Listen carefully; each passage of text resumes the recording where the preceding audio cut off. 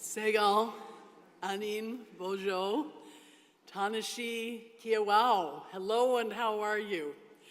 Welcome to the inaugural Chancellor Emeritus Murray Sinclair Iban Lecture, honoring the leadership and the legacy of our Chancellor Emeritus Murray Sinclair, Mazina Giizhik Iban.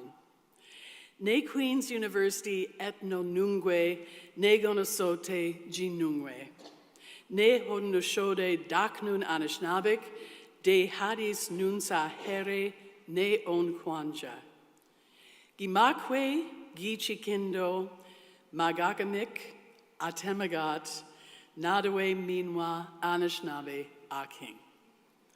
I live in Treaty 1 territory, Manitoba, the homeland of the Red River Métis, and as a guest here in my broken Mohawk and Anishinaabemowin, I acknowledge with respect the traditional territory that the university stands on, the traditional lands of the Haudenosaunee and the Anishinaabe peoples, and I thank them for their welcome, their stewardship, their leadership, and their teachings so generously shared. And speaking of generously sharing teachings, it's my great honor to call to the stage Alan Dockstader, Elder and Cultural Advisor with the Office of Indigenous Initiatives here at Queen's. Al is from Oneida First Nation of the Thames near London, Ontario, and is a member of the Bear Clan, and we are blessed to have him here. Our elder and great teacher and friend, Al Dockstader.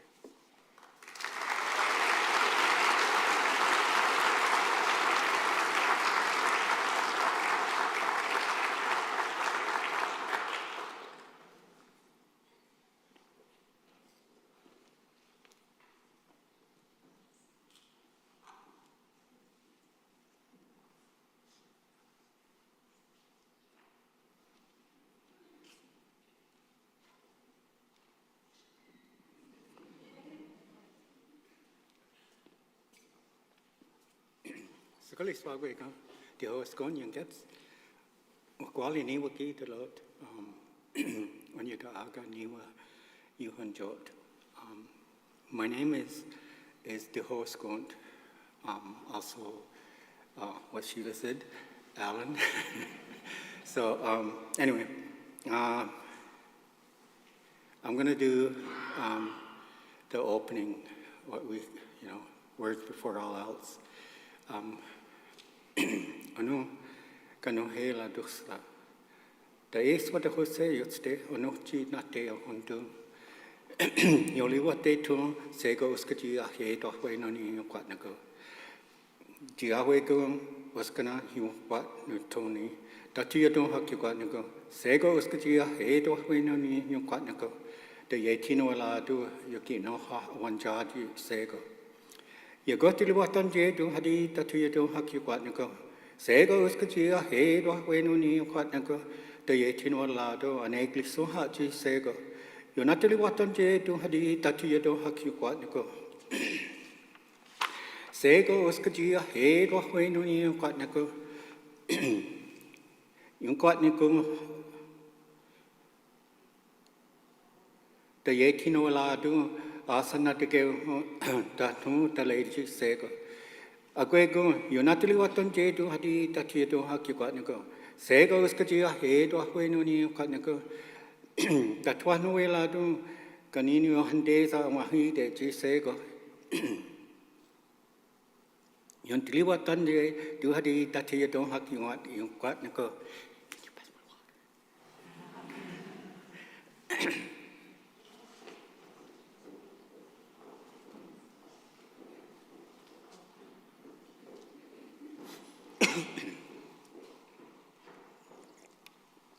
Sega was Kajia, head or when only on Patnago, the Yatino la doom, and un quat to go to Sego. You tell what on J do hadi that you don't have you got go. Sega was Kajia, head or when only in Quatnago, the Twatno way la doom, or you quat your way to Sego. You quats to hadi that you don't have you got go. Sega was Kajia, head or when only in Quatnago. The Yatino la doom, you take a long to get to Sego. Yutili watan je dung hadi tati yadong haki kwa nego. Sego uskajia he doa weno ni kwa nego. Te ye tino ala do. Guntili of sunha chi sego. Yung kwat di katung hadi tati yadong haki kwa nego. Sego uskajia he doa weno ni yung kwa nego. Te ye tino ala nga dung nega no sagun chi sego. Yung kwat stu hadi tati yadong haki kwa nego.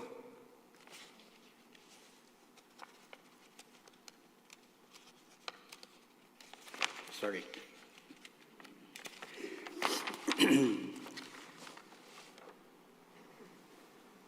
Tatiyo na tong haki kwa nako. Sego uskajia he do weno ni kwa nako. Te ye tino lado o jis tung ha chi sego. Yung kwa ti katong hadi tatiyo tong haki kwa nako. Sego uskajia he do weno ni kwa nako. Te ye tino lado a wela sung ha chi sego. No natiliwa ton je tung hadi tatiyo tong haki kwa nako. Sego uskajia he do weno ni kwa nako. Te ye tino lado la diskayon deze chi sego. Lo natiliwa ton je tung hadi tatiyo tong haki kwa nako. Sego uskajia he do weno ni kwa nako. Te he kwa nuwe la tung sungkwan sungkwan chi ha nen kwan de gekha. Weni dale chi sego. Lo tiliwa ton je tung hadi tatiyo tong haki kwa nako. Sego uskajia he do weno ni kwa nako. Te ye tino la do yuki satta kwa asungte gekha. Weni dale chi sego. Yako tiliwa ton je tung hadi tatiyo tong haki kwa nako. Sego uskajia he do weno ni kwa nako. Te ye tino la do yuki skwalong chi sego. Yunatili watan je tung hadi tatiyo tong haki kwa nako. Sego uskajia he do weno ni kwa nako. Te ye tino la do ka ye ni hanan tuwe kwe te ke chi sego. Yoki ni kung la tati tatiyo tong haki kwa nako. Sego uskajia he do weno ni kwa nako. Te he tuwa nuwe la do sakwan diso chi aliwa kwe kung lo wanada yung. Tatiyo tong haki yung kwa nako. Te sulege kan jakwa ne tonyo le wa kwe ni nen te ganu he la dosla. Ne gatsan takwa tuktung ne wataktung ne noke ne squatele chi ne tonyo le wa kwe ni nen alungwa. Wa ke wante ta hadi nen kanala kung agadati tatiyo tong haki nen yung kwa nako. Dane to.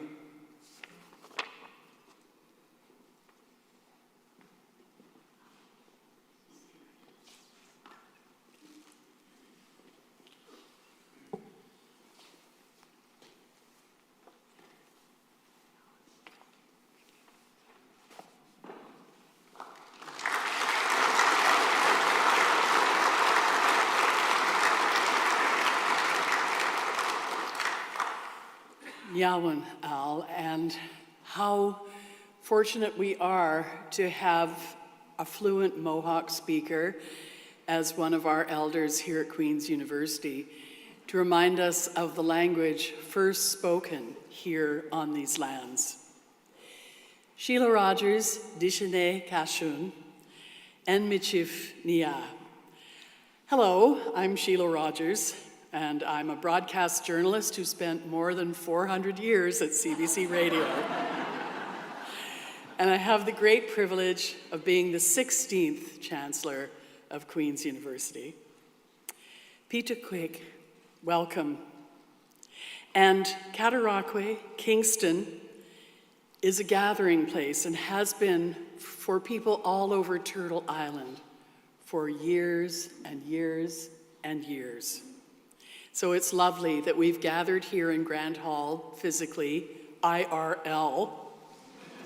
In real life, I'm just so excited I finally know what that means.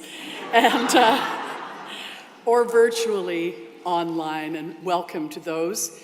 A special little shout out to the people who have gathered at Four Directions Indigenous Student Center who are watching this morning. I want to thank Jen Abel, while I remember to do this, for providing sign language interpretation for us today.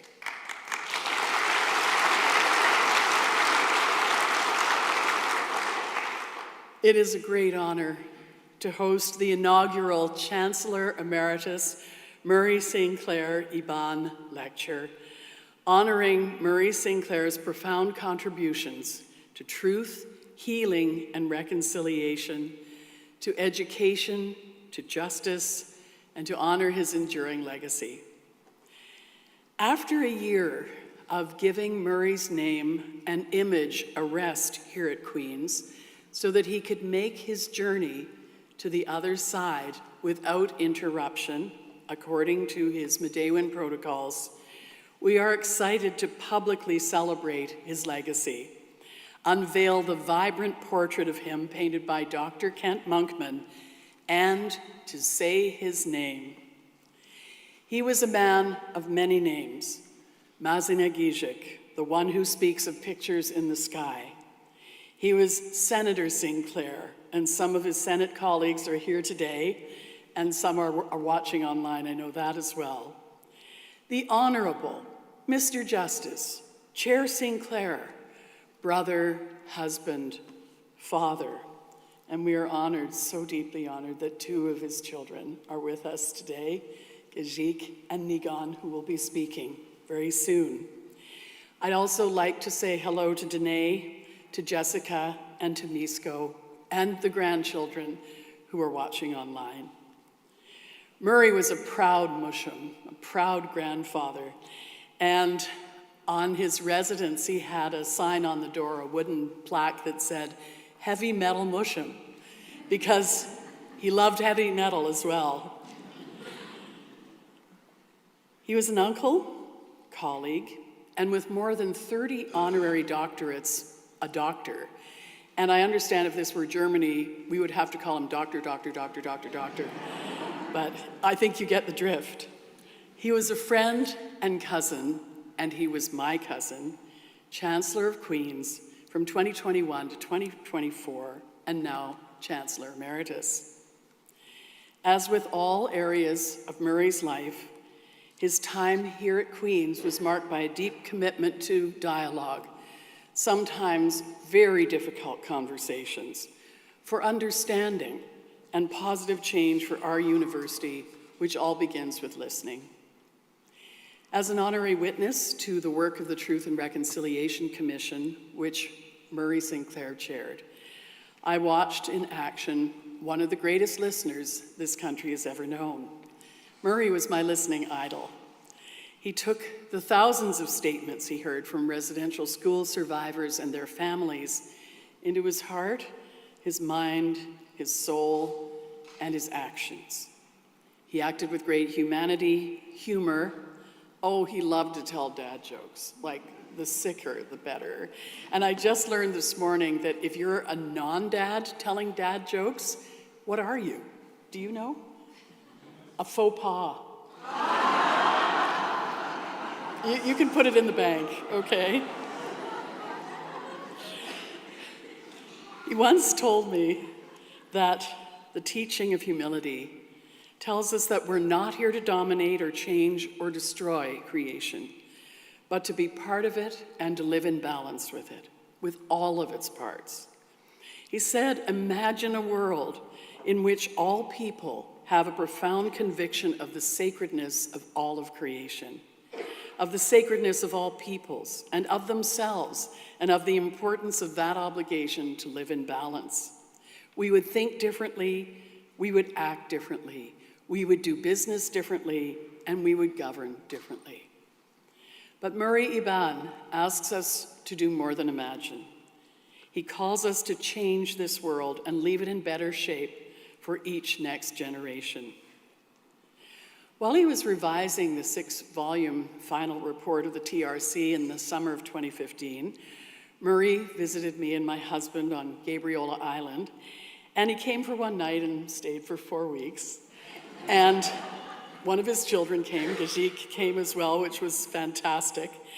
And about 6 days in, I recorded a little interview with him, and I began by saying, it's been such an honor to have you here. And he said, has been? What makes you think I'm leaving? There's no guarantee of that until you actually see me drive away. And that was true. So we shared meals and coffees. It was wonderful. We went on walks with my Schnauzer Sam, and Murray gave us something very profound, the opportunity to give. And at the end of the national TRC event in Ottawa, He turned to the audience and assembled in the ballroom of the Delta Hotel, and now famously said, "We have described for you a mountain. We've shown you the path to the top. We call upon you to do the climbing." In framing it this way, he has asked us to build a better country, better institutions in this country, to build a new relationship based on mutual respect and to just seize that second chance. To this day, he is giving us the opportunity to give to the future.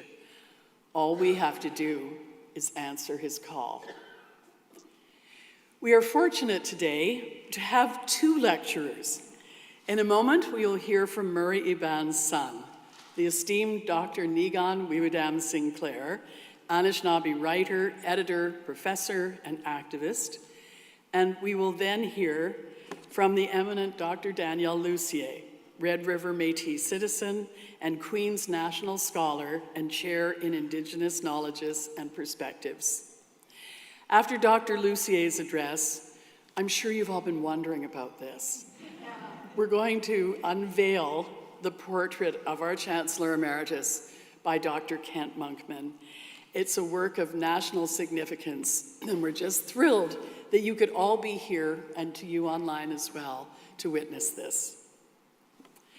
One of the great pleasures I have here at Queen's as the Chancellor is getting to hang with our principal, Patrick Dean. We were noodling away in his office one day last year, mulling over how Queen's could honor Murray's legacy and impact. Yesterday, I asked him to recall the origin story for this event, and he said, well, it came up in conversation with the Chancellor, me. Typically generous of Patrick, but this lecture series is Patrick's idea. Dr. Patrick Dean is the 21st principal of Queen's University, and it was he who invited Murray Sinclair to be our Chancellor. Patrick and Murray's ideas about dialogue and building community intersect and overlap on many, many levels, and the Chancellor Emeritus Lecture Series will continue vital conversations inspired by Murray Sinclair Iban. Please welcome now to our stage our principal, Patrick Dean.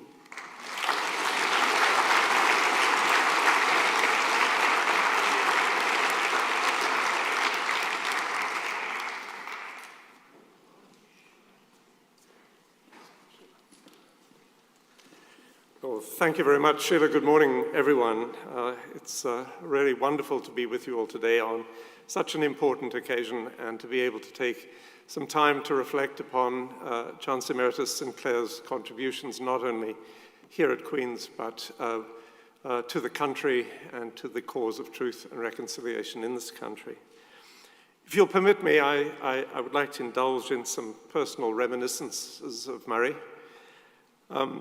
And it begins when, in 2001, I took my family to Winnipeg to take up a position at Murray's alma mater, the University of Winnipeg. And I hadn't been there for very long when people began to ask me whether I had yet had the pleasure of meeting Murray Sinclair. I had to say no, I hadn't, and I'm pleased to say, Murray by that point, by the way, had just been appointed to the Court of Queen's Bench of Manitoba, had become the first Indigenous judge in Manitoba, I think, as early as 1988. But I hadn't had the pleasure of meeting Murray, and I'm pleased to say I didn't have the pleasure of meeting him in court. Although everything I've heard from people who did is that it was a very educational experience. I did meet him under very unusual circumstances, and I've told some people about this before, in the halls of Kelvin High School. One evening when my kids were being coached in improv comedy by Murray's son, Nigan. And I remember a conversation with Murray that I will never forget for its humor and intensity. Murray had a gift of, as Sheila said, listening very intently, even in the most trivial encounters. One had a very powerful sense of personal engagement with Murray. And I remember that first meeting in the halls of the school. As it happens, we came to know each other quite well during my years in Winnipeg. our paths intersected on a number of important issues, and it was wonderful to get to know him and to benefit from his advice and thoughtfulness on many complex issues. That meant I was especially delighted when in 2019 I came to Queen's. In the week of my installation, we had a number of honorary degrees given, and one of them was to the Honourable Murray Sinclair. And I remember that very fondly. I don't know why I should have been surprised to find on that occasion that the experience was exactly as it had been at the very first meeting, an intensely personal experience in which frank thoughts were exchanged in good humor, and a great deal of wisdom passed from Murray to me and to others in the conversation. It was that, I think, that emboldened me to approach him in 2020 and 21 about, I think that's when it was, about becoming our Chancellor. And when I asked Murray, the first thing he said was, well, you know, I've been asked many, many times, and I've always said no. And then he said, but I'll say yes. And it was extraordinary. He did characteristically want to go and talk to the family and assure himself that he had his family's support for this. But I would say from that very first conversation, he never wavered. There's a very peculiar relationship between chancellors and principals in this institution. Quite famously, Sir Sandford Fleming, who was chancellor for 35 years, built an extraordinarily close relationship with the person after whom this building is named, George Monroe Grant, who was, I think, principal for 25 of those years. And that set the pattern of very close, mutually supportive relationships between chancellors and principals at this institution. And I feel immensely privileged to have had the benefit of that kind of a relationship with Murray for the all too short 3 years he served as Chancellor. He was amazing on almost every issue. Those were difficult years. If you think back to 21 to 24, we had a number of complex issues come up on which I was very pleased to benefit from his wisdom.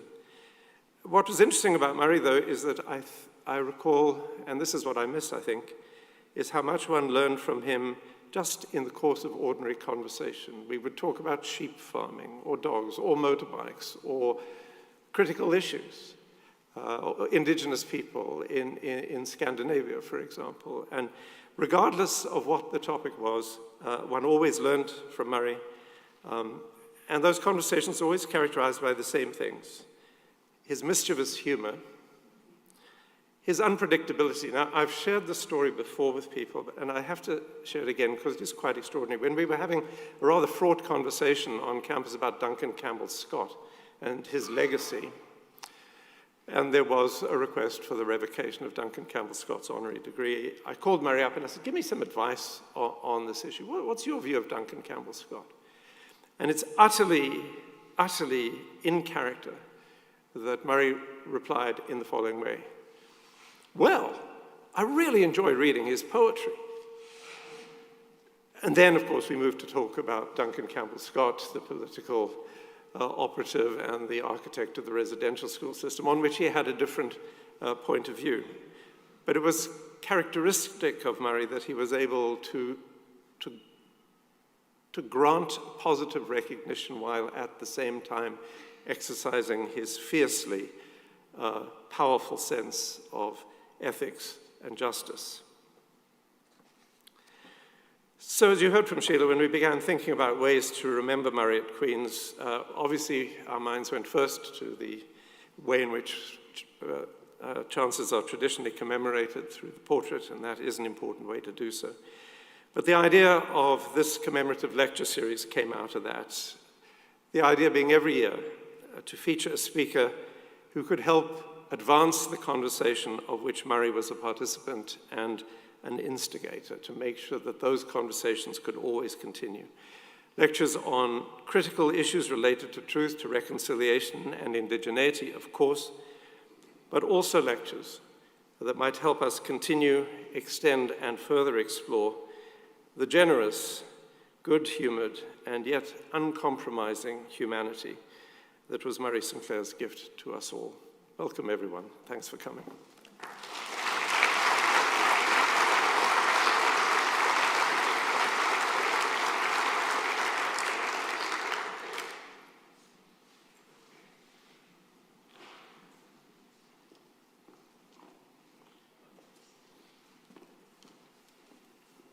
Thank you so much, Principal Dean.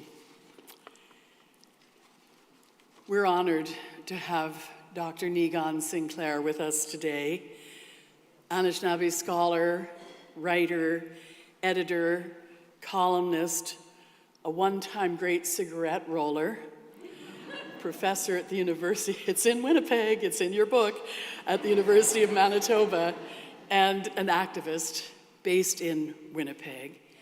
He is the author of the collection of brilliant essays, Winnipeg, Visions of Canada from an Indigenous Centre. It won the 2024 Governor General's Award, Literary Award, exploring how Winnipeg shifts the Canadian conversation and serves as a reminder that the colonial past isn't even the past. During his father's final speech at the closing TRC event, December of 2015, Murray remarked that his only regret over the years in the TRC that it was in existence was that he spent so much time away from his family. Niigaan is going to talk about what that meant and reflect on the legacy of his father.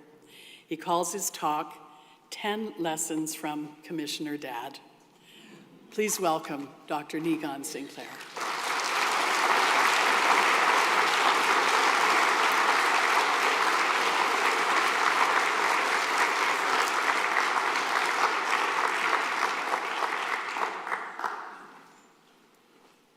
Okay, how's everybody doing out there?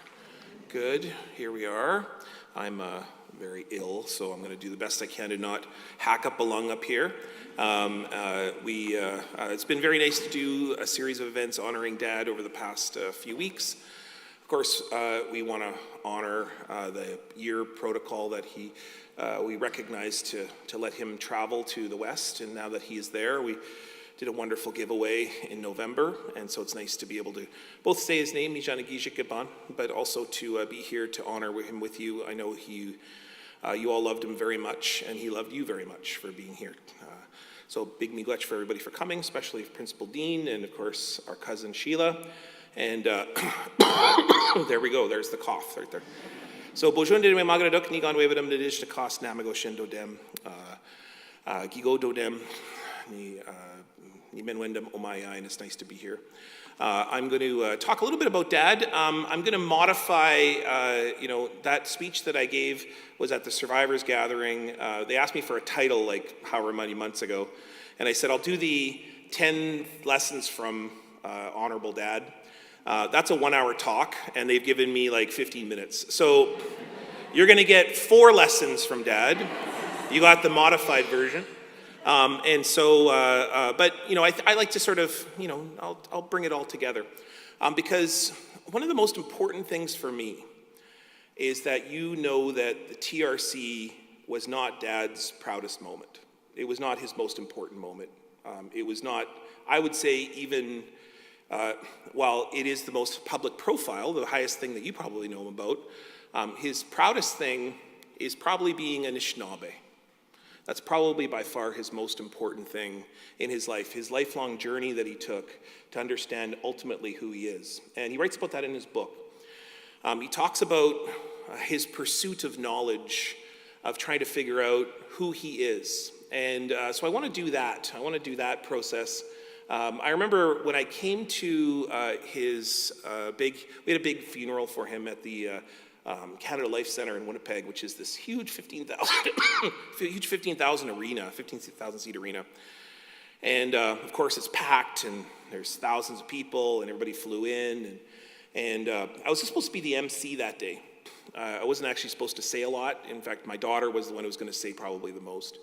And what I realized at looking at the program and what I realized looking at who was going to speak was that everybody was going to talk about the TRC. And I just want to emphasize how important it is that that is not his career achievement, even though you may have only met him through that process. And of course, it's an important process. But his far biggest achievement was being a strong Anishinaabe Inini, to be a good dad, to be a good nephew, to be a good son, to be a good uncle, and probably most of all, to be a good mushum. That was probably his career goal. And so I want to talk about that. You know, what he talks about is that our ability to figure out who we are as Anishinaabe has been the most dispossessed from us through a whole host of series of policies and procedures and things, attitudes, things that have happened throughout time. The residential school period as being the worst example of that. But really us not understanding our own creation stories, our own heroes, ultimately who we are as a people. And he often talks about what he calls the 4 questions, which are the things that we answer in the lodge for our young people, but many of our young people don't make it to the lodge. And so I want to spend a little bit of time talking to you about where does Mijana Giizhik Iban come from? Where was Mijana Giizhik going? Why was Mijana Giizhik here? And ultimately, who was Mijana Giizhik? And so I'm going to say a few things. I'm going to try to keep within 15 minutes the best that I can. But that you can get to know him a little bit, because you might have seen him in little glimpses and times, but we got to see him, my sister and I, grumpy at 5 in the morning, which was what he was up every single morning, having coffee and sitting out on the patio, and usually doing his Sudoku or doing his crosswords. And so we got to spend a lot of time really reflecting and thinking about, ultimately, where did Mijana Giizhik come from? Mijana Giizhik Iban come from? Where did Dad come from? Well, Dad was a refugee. He was a person who, like all of us, experienced land theft and removal by the Canadian state of our community in 1907. And Henry James, who was our great-grandfather, his grandfather, had a small trapline in a place called Breezy Point, which was a place that he took us fishing, me particularly, a lot of time growing up at Breezy Point. He would take us to a trapline that I didn't even know was our family trapline. And that he would spend a lot of time teaching us about space, about what a relationship is like, just north of Selkirk, in what's now a healing center, but at the time was the St. Peter's Indian Settlement, which was a settlement led by Chief Peguis, the original Peguis First Nation. But in 1907, the government of Canada forced us off the land by gunpoint. And so while my great-grandfather, Henry James, moved for a couple years, he eventually gave up his Indian status and moved back to Selkirk, and that's what we grew up. We grew up as non-status Indians until the 1980s when we received our status back. Dad grew up very much in a place in which he had experienced ethnic cleansing, which we often think of in the Middle East, or we think of in Asia, or we think of in Africa, but very much happened right in Manitoba, where we were forced off the land. And my father grew up very much not aware of who he was, had experienced not only parents and grandparents that had gone to residential schools, but that he himself suffered immense trauma at an early age, losing his mother at the age of 1, Florence. And of course, then being taken in by Granny Kate, Catherine Simard, and Henry James, his grandparents, our great-grandparents, who were very old at that point, and he was allocated to be cared for by Auntie Josephine. Auntie Josephine, who then raised literally my father from the very beginning of the age of 1 all the way until he left for university at the age of 16, because he skipped 2 grades. Dad loved knowledge. He tells a famous story about wanting a bike. He asked every day, can I have a bike? Can I have a bike? And the family, who was struggling financially, living in a home that my great-grandfather literally built from scratch. He was a boat builder, but he was also a home builder.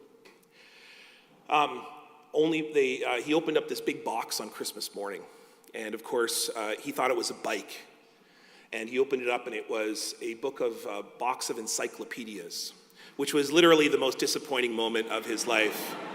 When we were in hospital, I said to Dad, what's one of the things you're most angry about? He says, I never got the bike. But that book of knowledge, that encyclopedia, he was so angry, instead of like tossing it to the side, he determined to memorize the entire book, which he did. And he began to run out of things to read in the house. And so Henry James, his grandfather, took my father and gave him the newspaper every morning and said, "Read me the newspaper." And he would stand in the kitchen and read my great-grandfather the newspaper.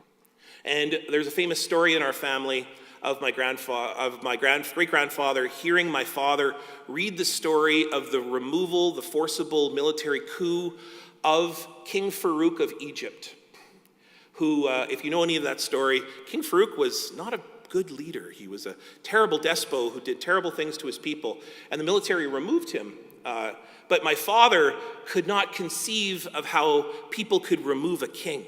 And he kept walking around the house going, "I can't believe what happened to King Farouk. I can't believe what happened to King Farouk." And he said it so many times the family started to call him Farouk. In fact, if you go amongst our family, we had a family gathering just a couple years before my dad passed, and people still call him, "Hey Farouk," because that was his nickname for his family. My dad loved knowledge, and particularly was fostered to love knowledge by Granny Kate. A lot of people might not know, you see Murray Sinclair and you'll see him as a solitary figure, but the reason that he exists is because of women, and most particularly Granny Kate. But kudos as well to Auntie Josephine, who also raised Dad. And then, of course, all the many other, what they called the big aunties. There was 5 or 6 of them who came along the way. And, of course, the non-related aunties who also came along the way. And then, of course, my sisters, who are really the strength of our family with my mother. It is really my mother and my sisters who are the reason that my dad was a success. Granny Kate, though, raised my dad to be in love with 2 things. One was the church, the Catholic Church in particular, because she was raised with nuns. She was who protected her from sexual physical abuse in Fort Alexander Residential School. So she came out with a bit of a different experience. Her experience was very much that the church wasn't a place of violence, it was a place of opportunity. Because she was also, due to the nuns and the fact that she knew how to cook, she could carry forward her Medewan teachings. And so Dad, through Granny Kate, his grandmother, was able to foster an understanding that there was opportunity for the future to bridge those 2 worlds. And there's a very famous story about my father that he was allocated by Granny Kate when Granny Kate did the most terrible, sinful thing you could possibly do, marry an Anglican, which was my grandfather, Henry. My great-grandfather, Henry James. That when the priest made her promise that she would allocate one of her children or grandchildren to the priesthood or to the nunnery.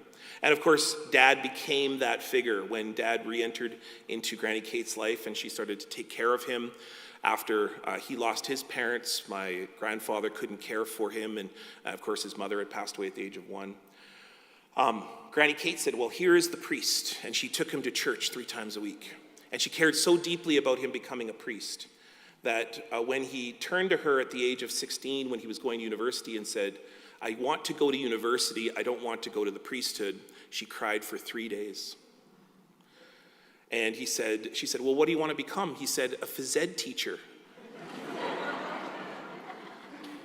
I can only imagine her disappointment over seeing the rise of the son that she had raised to be this worker for the people.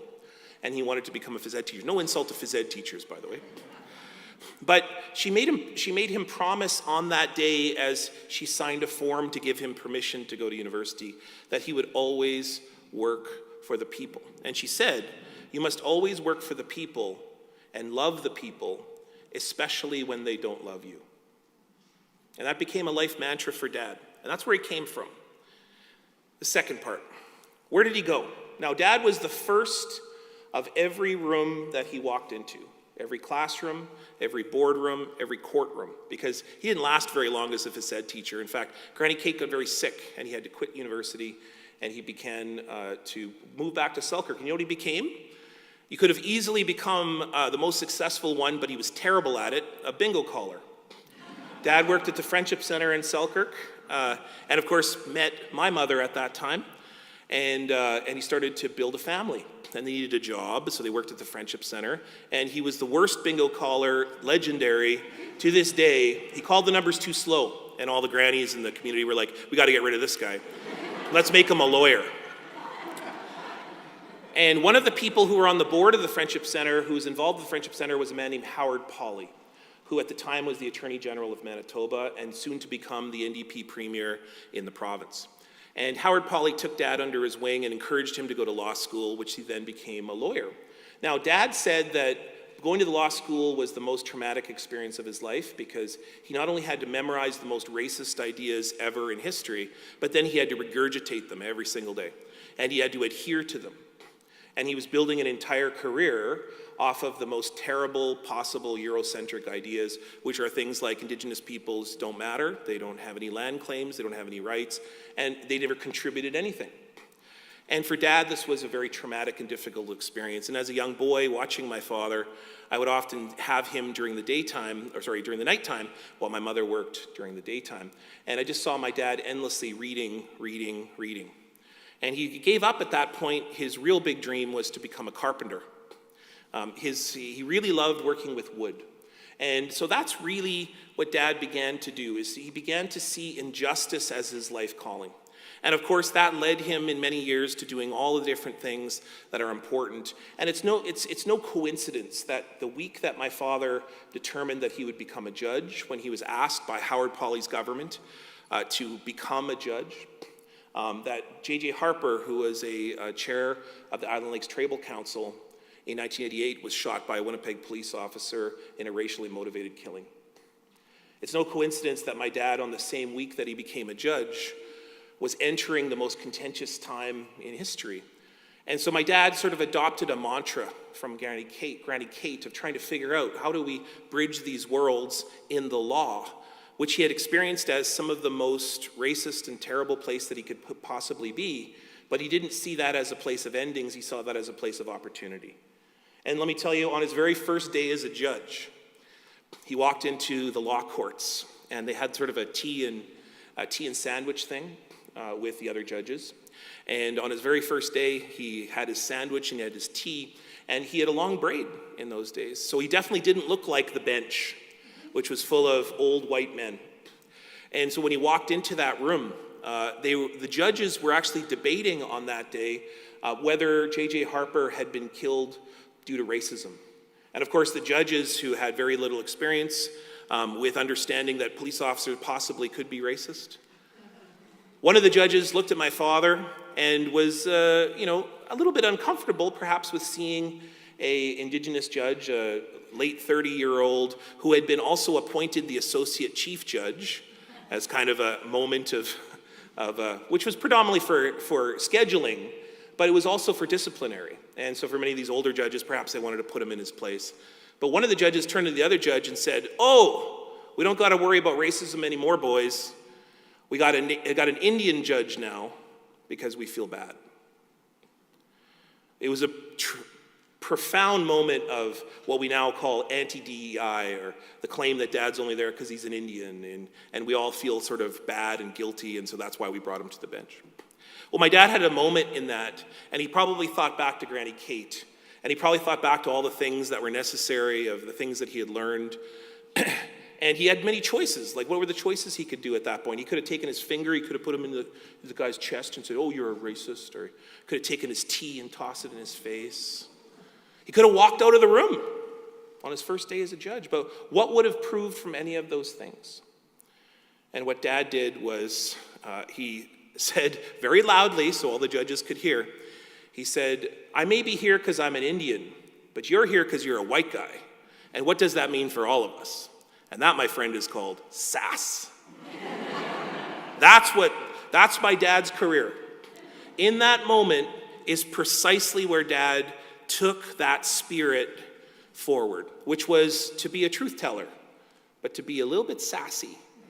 And to remember probably the most important thing of all, which is that when you are the first in a room, you're not going to change that room.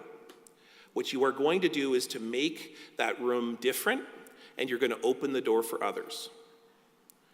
This year, at the University of Manitoba, we have 3,482 First Nations Inuit Métis students.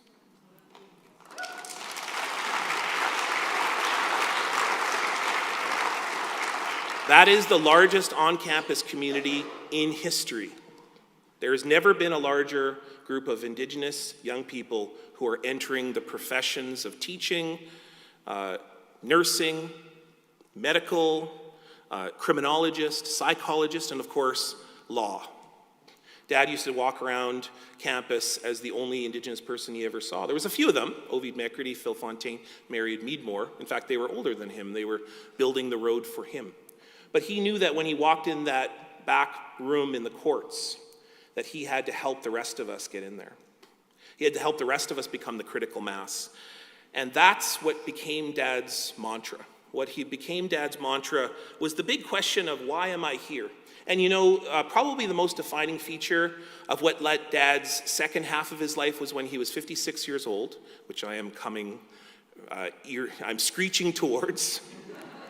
But it was when Dad woke up in the morning one day, he felt very dizzy, he felt very confused, and he had had a stroke.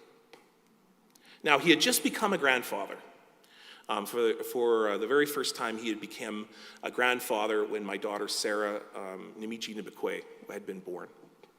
And so this was a big moment of humanity for Dad, because he had just finished the Aboriginal Justice Inquiry. He had just been appointed to the Court of Queen's Bench. And of course, he continued to be a first.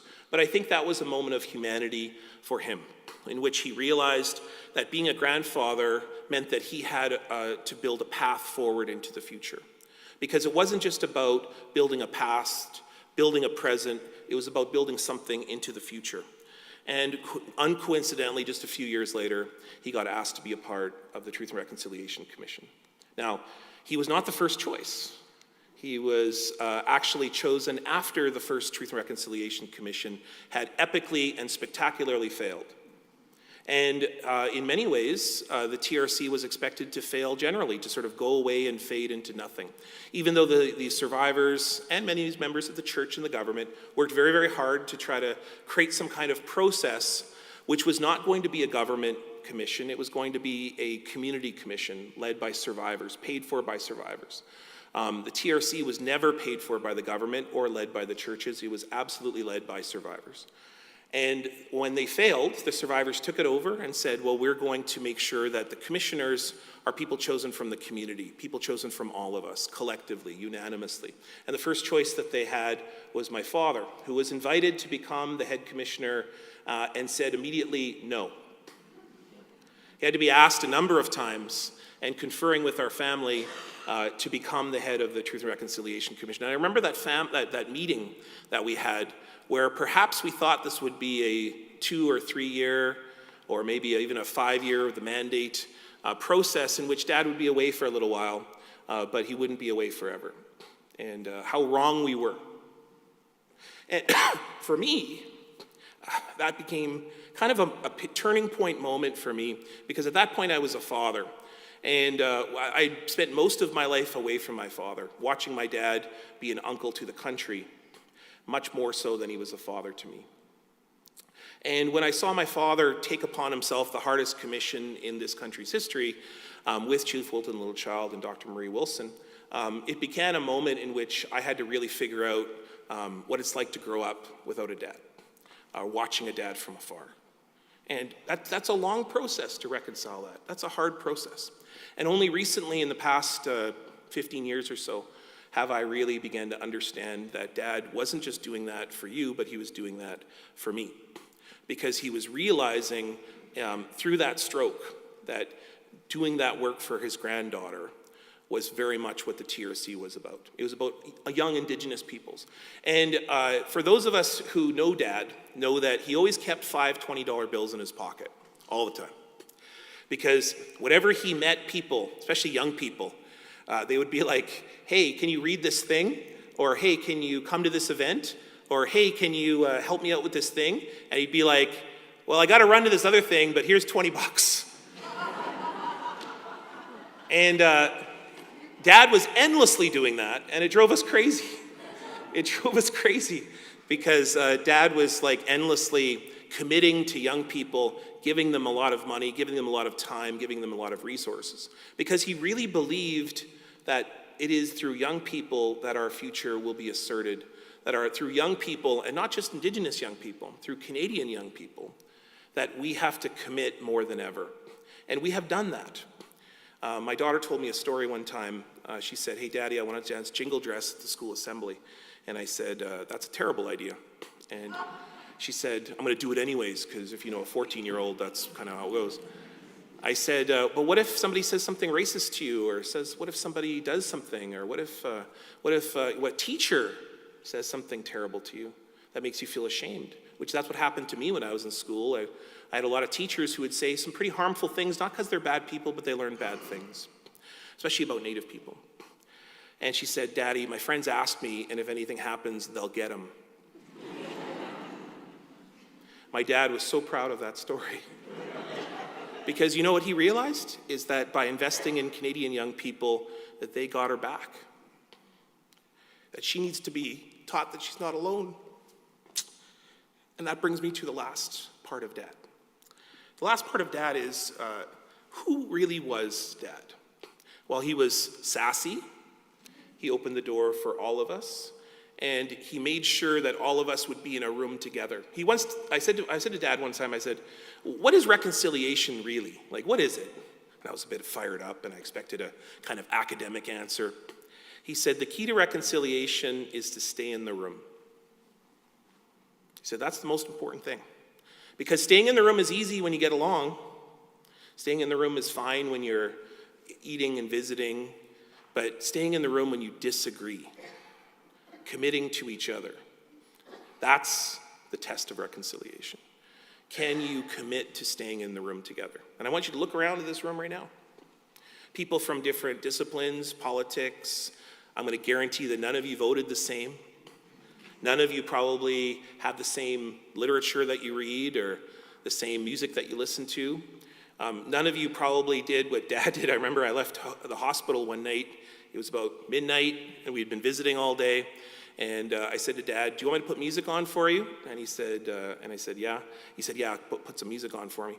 I said, "Do you want some nice?" I'd set up a little playlist of like sort of melodious, like instrumental music. He's like, No, I want AC/DC Back in Black."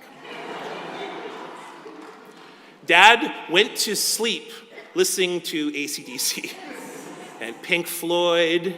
And one of the things that we did at the funeral for Dad was he became a biker at the age of 70, which, like, who the heck does that?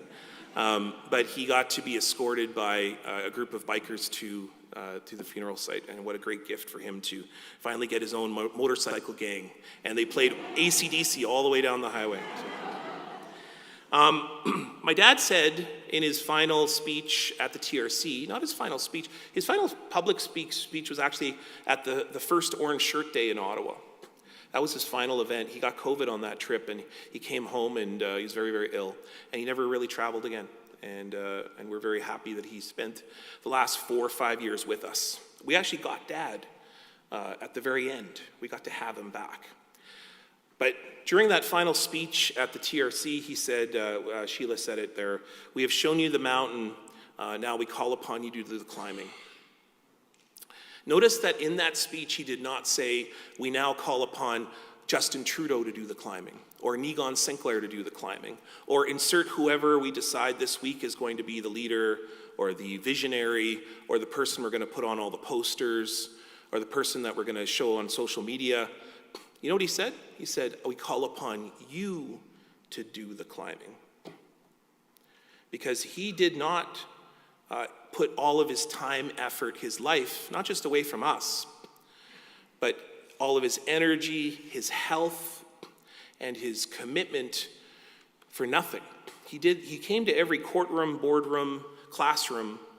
He came to Queen's University at the very late stages of his life when he was perhaps at the weakest, because he truly believed that if we just spent enough time together, if we just learned from one another, if we just believed in one another and stood one another and got each other's back, especially when we don't agree, that we can do anything. That's what Dad was all about. Miigwech, and thank you very much for your time.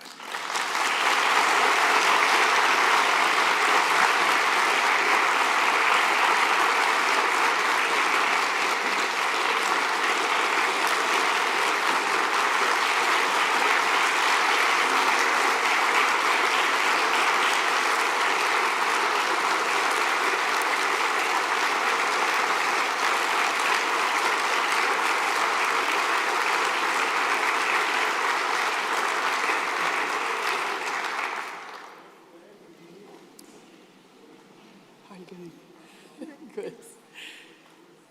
Chimigwech, cousin. I think about the SAS, and I was hosting a media conference when the TRC was about to meet in Vancouver, and like Nigon, I thought I'd just go without notes, which you do so beautifully, so impressively, and so did your dad. And of course, in doing so, there was something I forgot to say. I acknowledged 2 of the 3 First Nations on whose lands Vancouver is built, the Squamish and the Musqueam. I forgot the Tsleil-Waututh. So, okay, that's fine. And Murray came up after me and said, something was missing. And he said, I also want to honor the Tsleil-Waututh.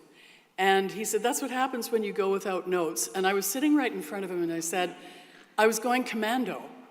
And he said, that's not going commando. That's improvising.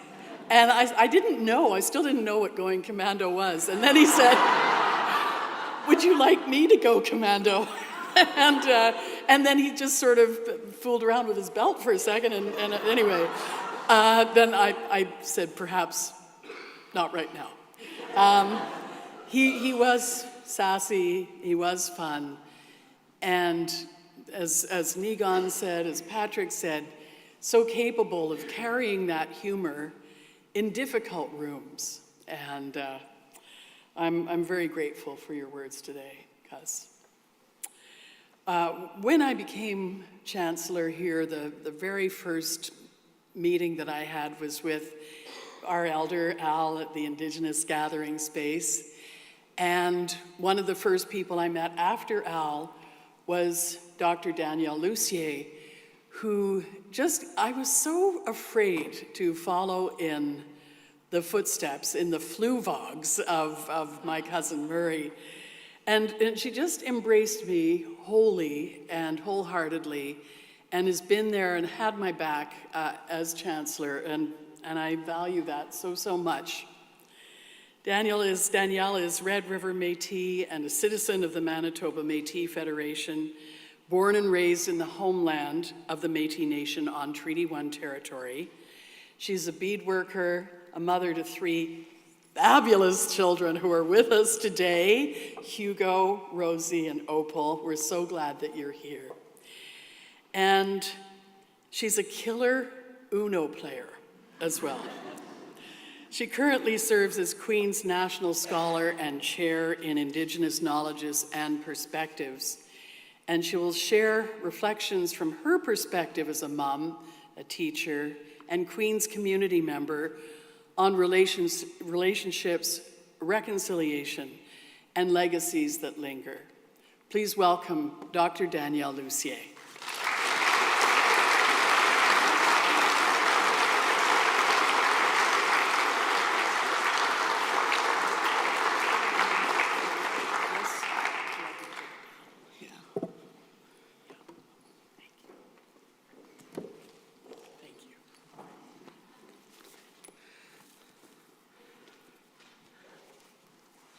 I'm 0% going commando.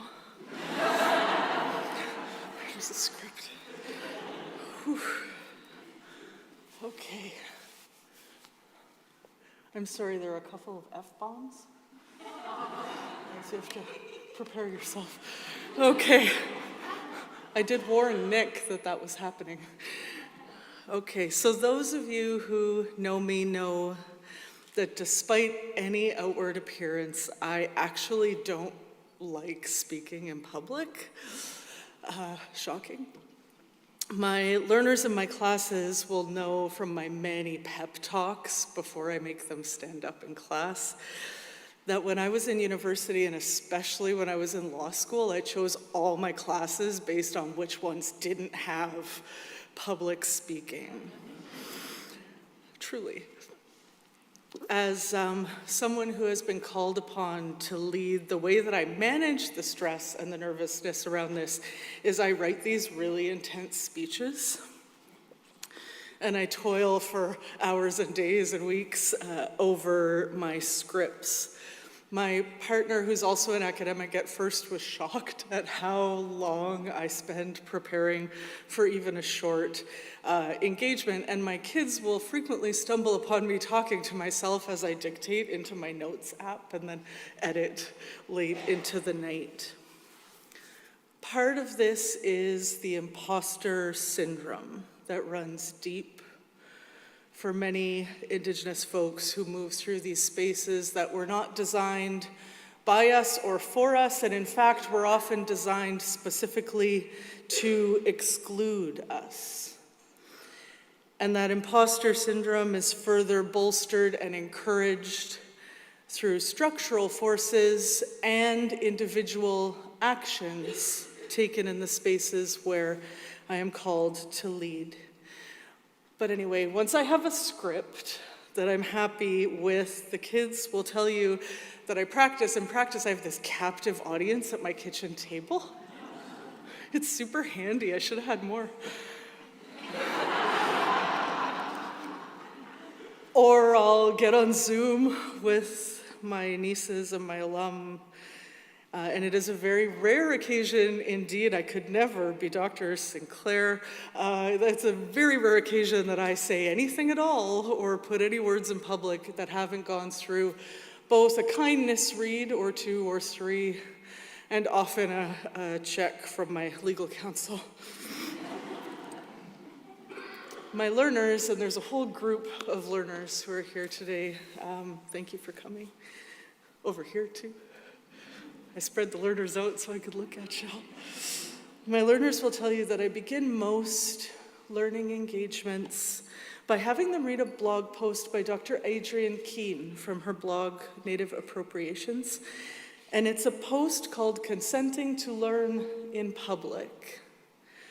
And that's exactly what it sounds like. By having the learners reflect on this idea of being brave and making mistakes and learning in public, we set the stage for productive intellectual and emotional growth over the course of the term.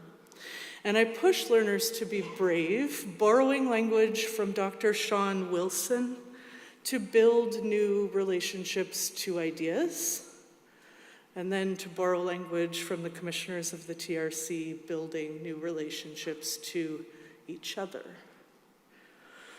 So when I received the initial invitation to speak to you today, I was taking a quiet moment. It was a break from marking. And I was marking Anne's paper. Anne's in the third row with Freddie. Hi, Freddie. Sorry, bud. He's 16, he took a day off school to be here today to hear Nigan. Yesterday in class, Anne said, I'm really actually coming for Nigan, and I said, cool. So I was taking a break and reading this book. It is a new poetry collection by Katarina Vermette from Winnipeg. And I'm going to quote the excerpt of the description of the book from House of Anansi Press, because this is really important.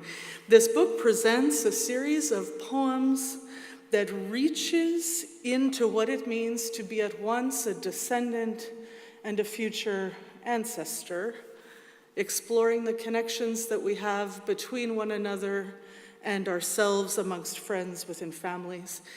And the book is about being part of one in the large genealogy, a lineage being a line, and the procession, whether in celebration or in mourning, is ongoing. And it felt a little on the nose that when I received the email, I was specifically reading a poem called Things You Can Say About Me When I'm Dead. Now, normally I would leave it there and let you all Google that after. But in this case, it's worth reading aloud. And I know that poetry is not for everyone, so just stick with me here. I come back to it in the end. Katarina Vermette's Things You Can Say About Me When I Am Dead really did stick her feet in a lot of oceans, no euphemisms. Had a lot of kids, 4. Loved them fiercely, mama bear-like. Had magic, and magic really did. Was blessed, knew it. Made up stories in her head. Some amused her, some healed things, wrote them down, others read them. hopes they were maybe amused, healed. Really sucked at being a good wife. So much. Secretly, not so secretly, wanted a good wife of her own, was suspicious of the actual existence of said good wife, found her purpose relatively early, tried to outrun it, tried to smoke it out, drown it out. Always found her, though. Liked being alone, was always scurrying off away from parties and friends and events and husbands. Held trauma, strength, joy, was rather hyper-independent, at times a complete energy vampire, sometimes took too much, sometimes gave too much emotionally and in narrative. If she hurt you, she hopes you can forgive her. If you hurt her, no, she has forgiven you, except you. Fuck you. That's the first one. Climbed a lot of mountains, literal and figural. Okay, only a moderate amount of mountains, mostly labeled easy. Was so often lonely, sad, grateful, gleeful. Struggled with self-care, self-esteem, all the selves struggled inside her, fought like a family at dinner, bickering, feeding, loving, indifferent, ignoring one another, descending into silence as they digested, and learned life really got going when she embraced the contradiction of it all. Strove to honor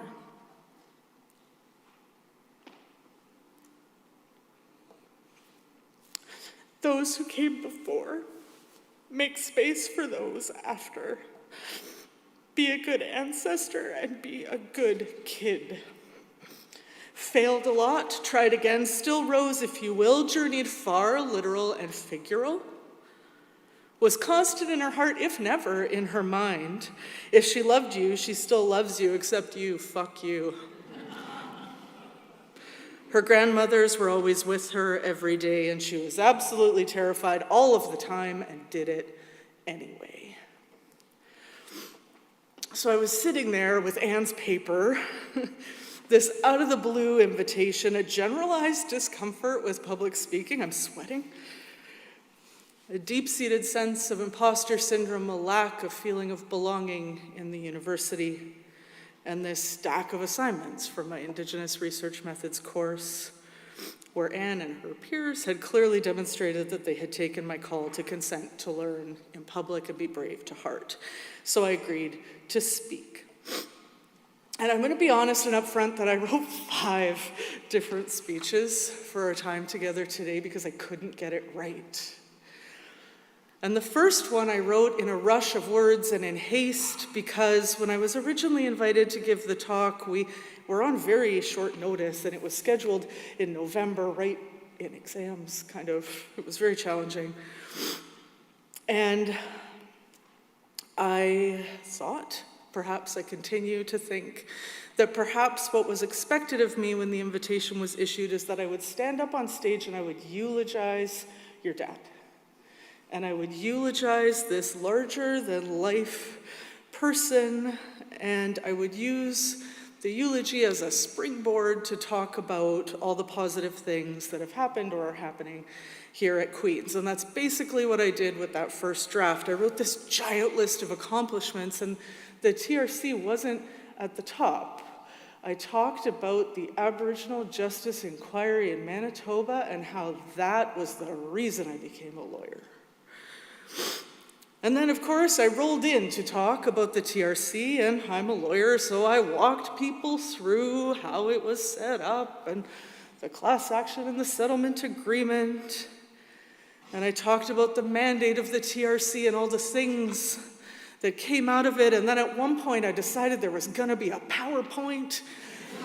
And I found this picture of your dad with the final report, to hammer home what it must have cost. And then it felt not good. I didn't feel good. It felt inauthentic, and I texted Sheila, and I wasn't happy, and we were on the phone.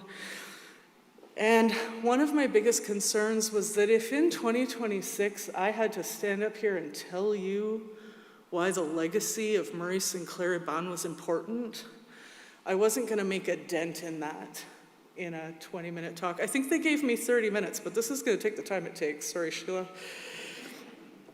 So I opened a fresh document, and I started writing a second talk, a different talk, this time focusing almost exclusively on the notion of reconciliation, specifically reconciliation as it relates to life in universities.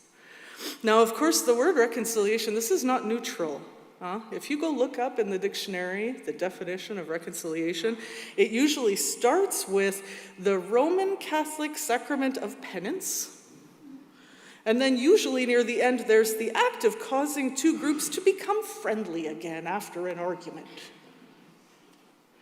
with a bunch of interpretations in between. So the second version of the talk was about situating the idea of reconciliation as developed by the commissioners of the TRC.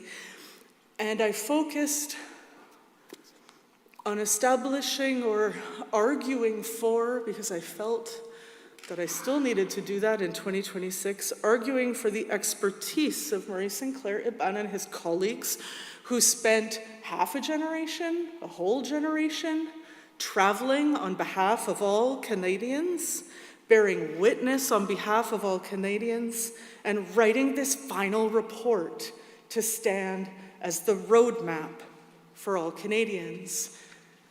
And I reflected on what that must have cost their families. So my learners, I see Gabrielle, I see Liv.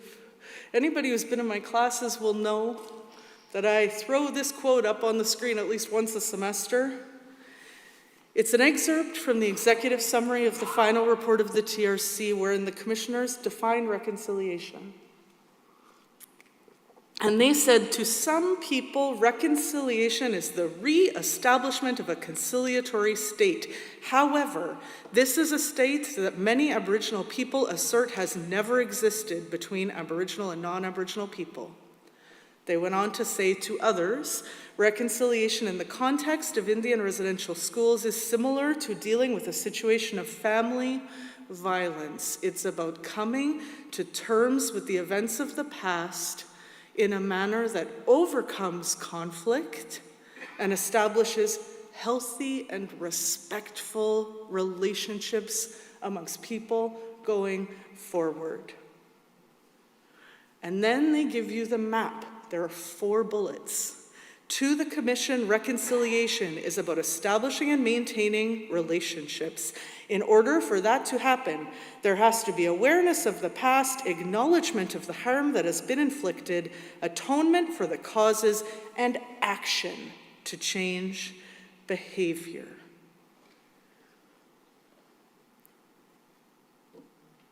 It's not hard, huh? 4 points. And yet,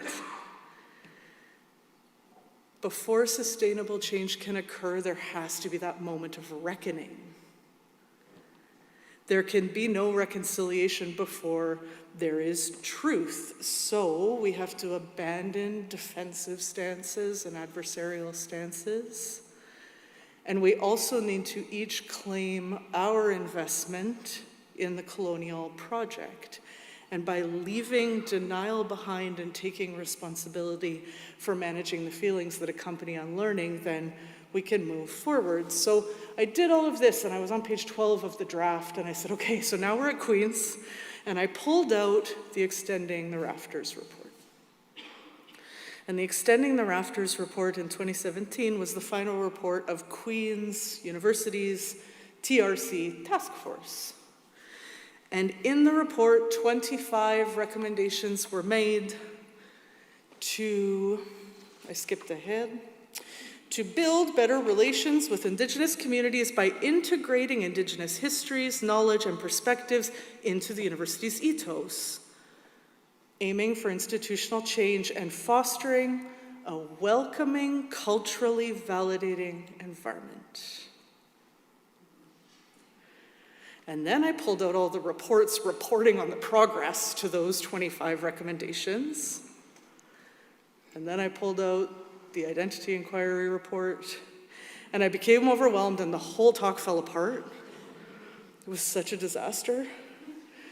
because suddenly I was buried in pages and pages of calls to action and recommendations and follow-ups and calendars showing days and months and years that had passed with sometimes slow and sometimes no progress at all towards building new relationships grounded in a common understanding of truth, towards increasing belonging for Indigenous folks in these spaces that were not designed by us or with us in mind.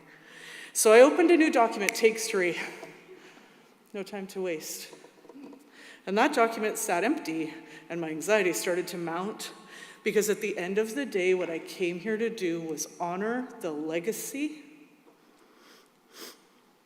and the work of this person whose leadership and lifelong efforts to improve the lives of me and my children and all my relatives had such a profound influence on my own life and on the lives of people around me. And that's when I ran into Nigan. So I warned Nigan that I was going to tell some stories about him, like 5 minutes before the talk, sorry. So I ran into Nigan at 2 Rideau Street, which is in Ottawa. It's the temporary home of the Senate of Canada, offering some context. So before today, I've met Nigan Sinclair twice. The first time was during a challenging period of my life when I found myself somewhat accidentally the Associate Vice Principal of the Royal Military College of Canada. And when I began at RMC, it became apparent quite quickly that the institution was at the beginning of its efforts. And there was one day I was super discouraged, and I ended up in the office of a colleague, and this colleague is a very problem-solving-y individual, yeah? And she said, "What do you need? How can I help? What can I do to support you as the Indigenous person in the room? What can we do?" And I said, "Well, I don't know." I was crying, it was ugly. And she said, "What if we brought in a speaker? Who could we invite to come talk to us and get us thinking in the right direction?" Thinking, not moving. It was still the imagination phase of reconciliation. And the first thing that came out of my mouth, because I had just read an op-ed in the Winnipeg Free Press that morning, was, "Wouldn't it be great if you could ask Nigan Sinclair?" I thought it would change the vibe, right? It was time. I knew from reading his work and later from reading his book that he is not hesitating to name challenging problems, but also to offer pathways forward, a living legacy from the generations before him, probably. But I dried my eyes and I left my office and I went about my business, because that's what Indigenous people trying to do hard things in challenging spaces do. There's not a lot of time to sit around and feel bad and worry, because as I've said before in other contexts, and I'll say it again here, we can't simply strike a match and light the Western institutions on fire to start from scratch, because there are learners in the building. So I did teaching and I did research and I tried to work within these very small and confined spheres of where I could to improve things. And then I get this call and she said, "Great news, Nigan is coming. And he's gonna be here on this date." You don't remember this, you weren't there. "We're gonna be here on this date, and he's gonna talk to this group of people and that group of people, and he's gonna give this lecture, and if you like, he'll even come to your classes." And I said, "Oh, okay." And that's how it came to be that the first time we met was on a military base, in a classroom filled with cadets, listening to Nigan talk about Indigenous representation in comic books. And it was excellent. And then after that, we were in a smaller room with mostly Indigenous cadets, and I will never forget the conversation that we had, because Nigan said to these young people, who were all sitting there for their own reasons, with their own motivations and living their own challenges, that they needed to continue to show up, because we were needed in every room. Because we're needed in every room. from land defenders to learners in universities to Indigenous folks in the Canadian Armed Forces. And this is so important. It is insufficient to have tokenistic inclusion like Indigenous council tables and Indigenous advisory groups. Those spaces are important for us, but we also need to seek to create space in every room. And this is something that I think about as I continue to navigate university spaces. And I think it might be helpful to think about for everybody here. When you sit down in a meeting, ask yourself, are there Indigenous people in this room? And if not, why not? By actively turning your mind to these questions, it may shed light on how systemically we are excluded from these spaces. Put another way, I would ask you, how many rooms would you need to excuse yourself from if you declined to participate in meetings that did not have Indigenous voices included? My partner tried it. It was 100% of the meetings. So I'll let everybody mull that over, and I'm fast forwarding to the second time I met Giizhik Sinclair, which was just a few short months ago when we were invited by an independent senator from Manitoba to, the email that I checked before I came here was to advise her and her colleagues on the future of democracy in Canada. Oh, and when these things happen, when I find myself in fancy rooms with fancy people sitting beside Dr. Giizhik Sinclair being asked my opinion on democratic resilience and lowering the voting age, I have to shake myself a little and wonder how I got from where I came from to here. But I won't digress too far. On that second time I met Giizhik, after we had had a chance to speak, there was a small break. And I remember, it's really funny what you remember from these interactions. I remember there was a bowl of French onion soup without cheese because lactose intolerance. And I turned to Giizhik and I said, I'm at Queen's now, and I've been asked to give a lecture named for your dad. And with kindness, Giizhik suggested that I focus on truth-telling. Is that fair?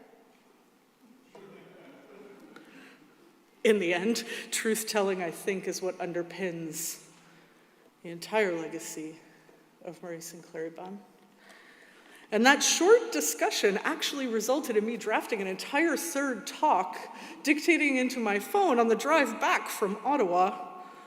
And it was mostly about the state of post-secondary education as it relates to both Indigenous learners and opportunities for non-Indigenous people to learn about and with us. And I dictated pages and pages and pages of ideas on the costs of rising to the calls to action, costs that are mostly borne by Indigenous people who are brought into spaces to do the work, often only to find very surface level commitments and systemic barriers to making systemic change. And I spoke about how this work is often shouldered by women, and how I have seen countless Indigenous women experience devastating burnout in their efforts to move the needle and make space for Indigenous ways of knowing in Western education. And then somewhere around the 401 on-ramp, I started to do a cost-benefit analysis of these efforts. And the draft was quite nonlinear and had more than 2 F-bombs, so it wasn't appropriate for today. But it got me thinking about the 4th version of this talk. I consider it to be a responsibility as a mom, as an academic auntie, as one of the first Métis women to have earned the various credentials that I hold. Law school was violent for me too. As one of the 2nd generation, maybe if we're being optimistic, the 3rd generation of Indigenous professors in universities, I consider it to be a responsibility to use every ounce of privilege I have to kick open the door for the kids coming behind me. In this, I am definitely not alone, and I'm not a trailblazer. I am following in the footsteps of better women than me, more patient women than me, who have modeled how to resist and lead with love. And in so many ways, it's been easier for me than those who came before me, beyond the fact that I can stand on the shoulders of the giants who have advocated for and within education systems, from Murray Sinclair Iban to Marie Baptiste and Trish Montour and Dr. Sheila Cote-Meek. I also benefit from a tremendous amount of privilege. I grew up in a single-parent family, and my mom, she's a character, she's amazing, and she made it her singular mission to get me to university. And when I was a teenager, this literally meant dragging me, because it was not an obvious endeavor, and at the time I really resented it. But man, what a privilege it was to be raised by such a fierce Métis woman. Further, as anyone can see, I am very white-coded, which means that as I move through the world, people react to me first as a woman before they react to me as an Indigenous person. So practically what this means is that when I am not in regalia, people don't follow me around the aisles of the drugstore when I stop on the way to work, right? In theory, I could walk into a police station with fewer worries about being held as an accused when I'm trying to report a crime. I live in a city and I don't need to boil my water before I come to work, and this is not true about many of my colleagues. I have tenure, which is not true about many of my colleagues. And with that privilege comes a responsibility to use it. So in that fourth version, I started to look at the body of written work generated by your dad. And I started to draw out all the themes, from the need for justice reform, to urgent calls for education, to confronting ongoing genocide and racism head on, through to the need for all members of society to participate in a collective actioning of imagining a more just and equitable society where our basic humanity is no longer in question. We can take away a number of things from Murray Sinclair Iban's written reflections later in life and from the talk that Nigan gave today, including the tremendous cost that Indigenous people are paying to attempt to move the needle and change the systems that cause and continue to cause harm to Indigenous people. The lasting legacy of the works, many works, of Murray Sinclair Iban will, I have no doubt, continue to resonate across generations for Indigenous folks. But I worry, and I know that I'm not alone in this either, that his name and his work and his many sacrifices are not always respected or honored in the ways they should be. I've personally been at events where his words are quoted and profoundly misinterpreted. I've been in rooms where I've been immediately accused of being difficult to work with when I quote him and seek better situations for Indigenous learners and their non-Indigenous peers. And the reality from my perspective is that universities are not yet spaces that foster welcoming, culturally validating environments for Indigenous folks. Often institutions are outwardly on board with reconciliation in theory until they have to give something up, whether that be time, energy, space, control, dollars. And this is a concern that I carry in my own interactions with so many institutions, and that I hear in whispers from colleagues from coast to coast to coast, that efforts to bring broad-scale changes may be met with initial enthusiasm that often peters out when folks realize that disrupting the status quo is disruptive.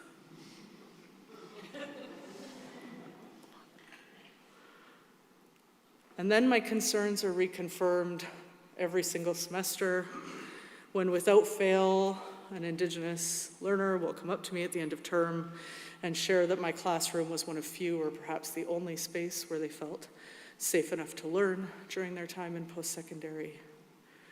Or when I have a Mohawk graduate learner studying under my care and I watch them struggle against university policies that do not allow them to earn credit for language courses they are attempting to take because their language was stolen from them by colonialism. They can't even get credit, even though they're paying tuition to buy back their languages. And then it's further highlighted. It's not the same as the University of Manitoba. It's further highlighted by devastating application, admission, and enrollment declines for Indigenous learners. And they're numbers that I'm too disheartened to share here, but that speak to systemic challenges that Indigenous people are facing in post-secondary ed. To borrow the language offered to us by Murray Sinclair and his colleagues, I would suggest that the relationship between Aboriginal and non-Aboriginal peoples in universities is not a mutually respectful one. But I need to believe we can get there, and I need to believe we can maintain it when we do. And then beyond the university, to draw on the language of Dr. Ava Jewell, writing for the Yellowhead Institute in 2024, the Canadian Reconciliation Dial, the metric by which the Institute was measuring progress towards fulfilling the 94 calls to action of the TRC, issued now more than a decade ago, hovers somewhere around 14. Dr. Jewell very succinctly states, and I'm quoting because it's important, reconciliation, already an unthinkably generous gesture to offer a violently colonial state by the survivors of its genocide, was always at risk of becoming purely spectacle. In this way, popular notions of reconciliation are disconnected from the lived experiences of Indigenous communities, an abstract promise of change that doubles as reassurance for the Canadian public. So we were talking about the dial last night during like the fourth kitchen table run. My daughter said, "What does move the needle mean?" We talked about the dial. If the dial is stuck and we wish to move beyond window dressing and abstraction, where does it leave us? Paralyzed or unable to move forward? And I worry about this disconnect and this potential for spectacle, and it nags at my heart and my mind daily, but certainly the answer cannot be that we simply give up. We must draw on the strength from the legacy and leadership of Murray Sinclair Bunn. And here at Queen's, this institution benefits from a remarkable brain trust of Indigenous teachers and thinkers and leaders, a great number of whom were recruited through a cluster hire process in 2024. And those new colleagues and my existing colleagues push every single day within their spheres of influence and control to facilitate both learning and unlearning, and to foster and nurture these nascent relationships grounded in this common understanding of truth. Many of us have children. Many of our children are under 10. And we are required to temporarily set aside relationships with our children in order to facilitate this work. Make no mistake, we're on loan to you. And our children are shouldering the weight of our efforts to offer non-Indigenous learners the opportunity to learn and to try and create spaces for Indigenous learners to move beyond survival and into a space of thriving. And even though we're scared, we must do it anyway because the alternative is unconscionable. Our hearts are not yet on the ground, and we must continue to labor for our children and the kids who are coming after them. And the bar was set by your dad, and it was really high. And I am certain that it came with considerable personal sacrifice beyond what you've shared with us today. But he led by example, insisting on the relationships and the education and the hope, and consistently and relentlessly showing up for the next generations. And that, I think, after you guys and your kids, is probably one of the most important legacies of your dad's work. I know that I will and my colleagues will, and the big anti-energy from some of our previous colleagues.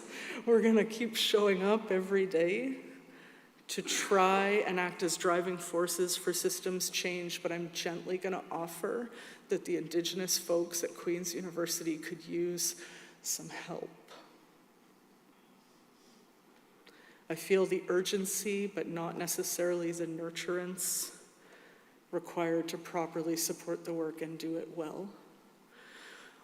Learners in my classes will tell you that after Dr. Adrienne Klein's blog post, my second most assigned reading is an article by Dr. Tracy Lindbergh. She wrote the book Birdie, and more recently the book The Cree Word for Love. And in this article, she reflects on what was then 5 years of efforts towards rising to the calls to action in university contexts. And the reason I assign this article is because it articulates in a most profound way what allyship needs to look like in universities in order for it to be respectful, sustainable, and transformative. And it's grounded in the idea of consenting to learn in public. Dr. Lindbergh said, "You are going to have to be a fool for love. You are going to have to ask stupid and hard questions, and you're going to have to figure out how to find out what you need to know without being extractivist or opportunist. You may need to do this and learn to do this meaningfully because we may be too sad to do anything but feel. You do not get to lead or trample. Just gather the materials for the build so we can do it when we are well." And then she said, "You are going to need to love Indigenous people so much and want your kids to love Indigenous people so much that you commit to finding out what Indigenous laws, traditions, processes, protocols, truths, philosophies, and ways to mourn are. You will need to love law," she's a lawyer too, "so much that you suspend your disbelief, decolonize your education, open your mind to the possibility that colonization is a thing that is happening, and you are going to learn it, deconstruct it, replace it, and support the work of Indigenous peoples in our rebuild. You are going to need to be a traitor, because allyship is not enough." Dr. Lindbergh is calling for learning that leads to action, action that will center and support Indigenous leadership as we work to imagine a new future guided by the life work of Murray Sinclair Iban. And as long as we continue to benefit from his generosity, Dr. Sinclair and his sisters and his daughter and his nieces and nephews. Dr. Lindbergh tells us that the institutional timelines may not be the same timelines as those required by Indigenous leaders to do the work that is required in a good way, in a healthy way, in a sustainable way. But it is a call for nurturance and love and recognition and respect for Indigenous people as human beings. Nurture us, respect us, give us the space and the resources we need to lead. Consent to learn in public and own up to your mistakes so that we can move forward together. Help us kick in the door and then hold it open so we don't get crushed as we lead the way through it. We owe it to the memory of Murray Sinclair Iban, to those who walked before and those who are following in the procession, to seek to achieve better relationships in these spaces of learning. Only once the relationships are balanced can we turn our minds to how to maintain them. And this work of unlearning and building new relationships that sometimes feels so heavy and complicated and fraught is really quite simple. If we seek to honor those who came before, to make space for those after, to be good ancestors, and to be good kids. I think that we can get there, and I believe we will be able to maintain it. Merci.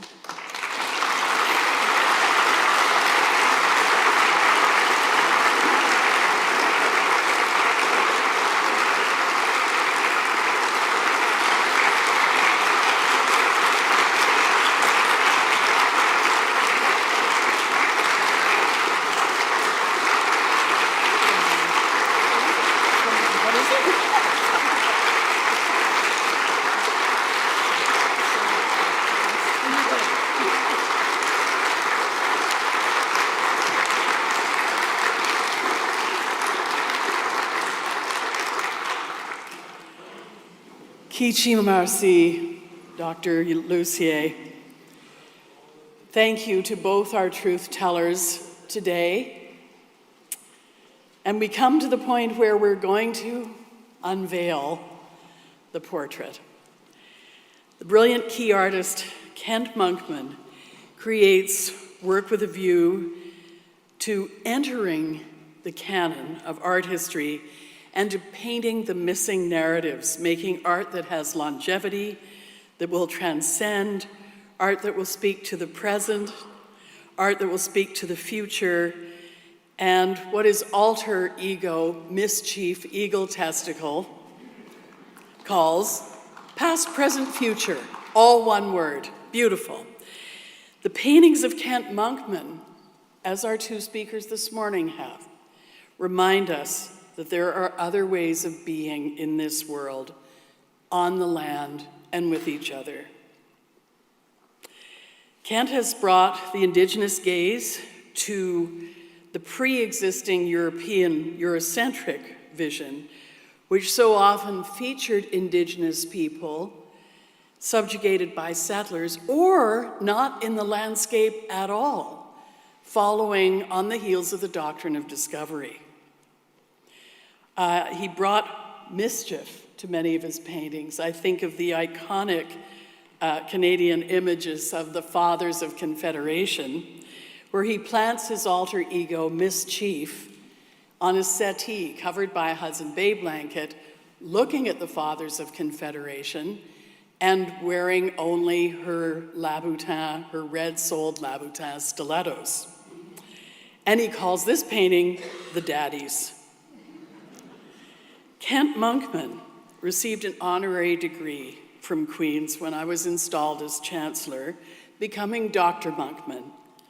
Murray knew he was going to receive this honor and was very pleased, partly because he had chosen Kent Monkman to paint his portrait, and at the same time, Murray was at the top of Kent's list of subjects for his Shining Stars series of personal Indigenous heroes. Such a happy confluence. Queen's is acquiring it's called the Honorable Senator Emeritus Murray Sinclair portrait directly from Dr. Workman. And on behalf of the university, I thank the Agnes Etherington Art Gallery and their team for taking such good care of it, for their documentation, stewardship, and for helping coordinate the imminent unveiling. Our Chancellor Emeritus is set against a sky-filled background, referencing his Ojibwe name, Mazina Giizhik, the one who speaks of pictures in the sky, and shows Murray wearing the Chancellor regalia with the Queen's crest and the floral beadwork stole designed and created by his daughter, Danae Sinclair, for his installation. I would now like to call upon Principal Patrick Dean to help me unveil the portrait, and I would like to welcome Niigaan and Giizhik to come and witness the unveiling of the Honorable Senator Emeritus Murray Sinclair, painted by Dr. Kent Monkman, Portrait of a Hero.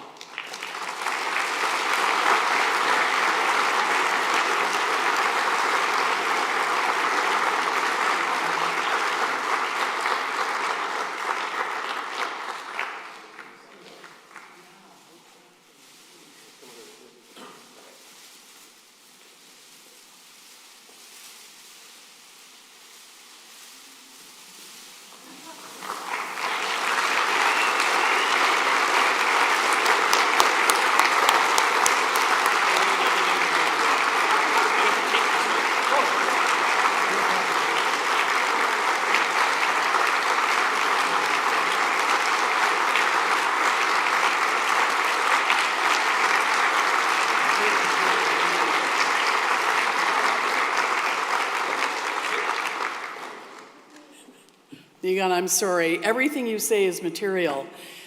He said it would look very nice in his new living room. Thank you all for coming today.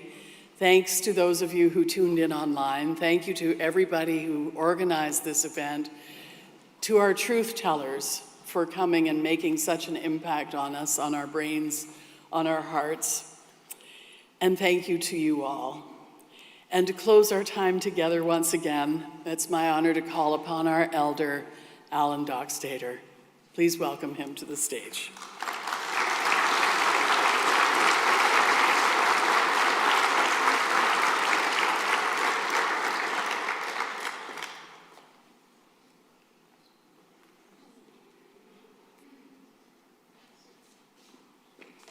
We're just going to have a water break. That makes a lot of sense.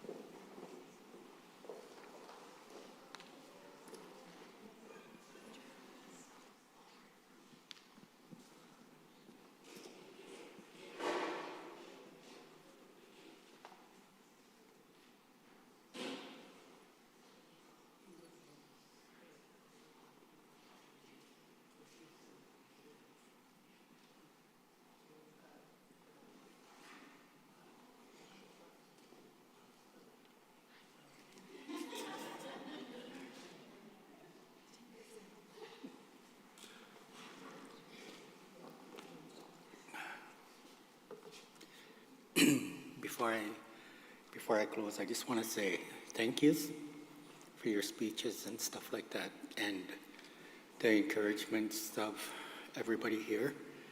And I want to thank my relationship with Emeritus Sinclair. It was short-lived, but we had some really good talks, and he was an encouragement to me also. So thank you for everything.